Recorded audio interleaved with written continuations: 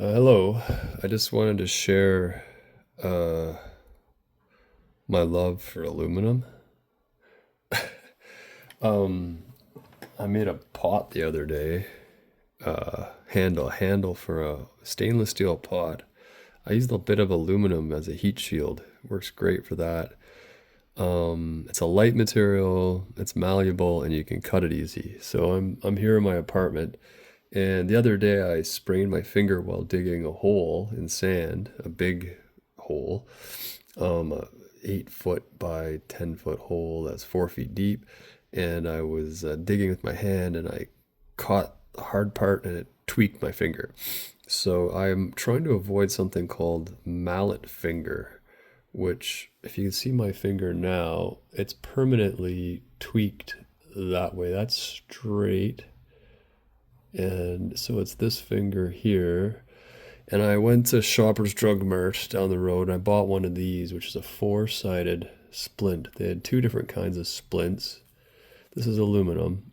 And before I went over there, I recalled that I did have a piece of aluminum like this. It was from a bracket. I think it held a outdoor thermometer or something like that.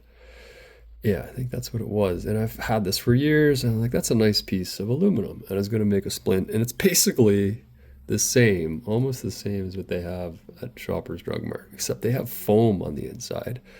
And this is quite big, and it covers two joints, the first joint and the second joint of the finger. I only want it to splint this because I want to maintain this joint. I'm having a hard time operating like this with this.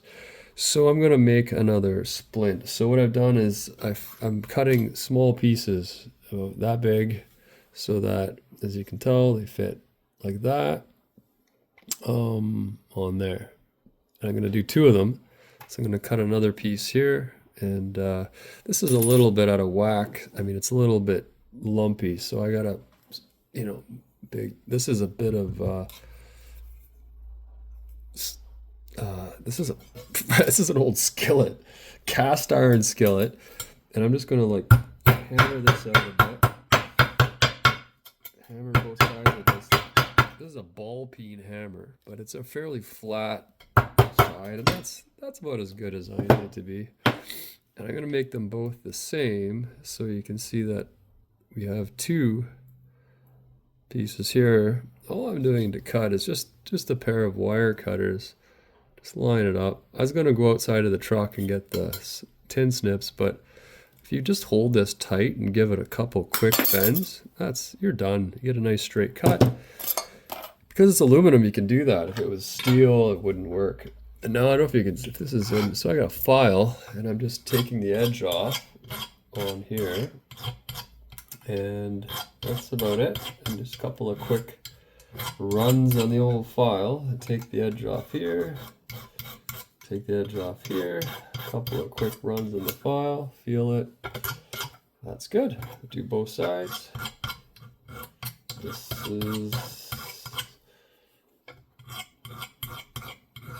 Funny, I rarely use this grill it's from a Coleman stove, and it makes a good hard surface in my apartment if I need to hammer something or whatever. It's basically a piece of iron. So yeah, there we go. Great. So we have this no longer sharp. We're going to use these two pieces, and we're going to splint that so it heals properly. I'm trying to avoid this permanent hook on my finger. I think I tore a tendon here based on what I read online. I do not want to wait 8 hours at the hospital to get an assessment. I don't think I broke any bones. So we're going to splint this with a couple band-aids or maybe some tape, and hopefully I'll be able to have my use of this.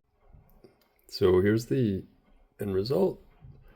I just used these True Stay band-aids. I cut one right down the middle just to make it thinner, and I feel pretty good. I still have the use of this one joint, and I can get through my day like this. The issue with that floppy finger end is I was catching it on like toweling off or just doing various chores, and it hurt a lot when I would catch it. So tools I used for this little wee project was basically these things here. Nothing major.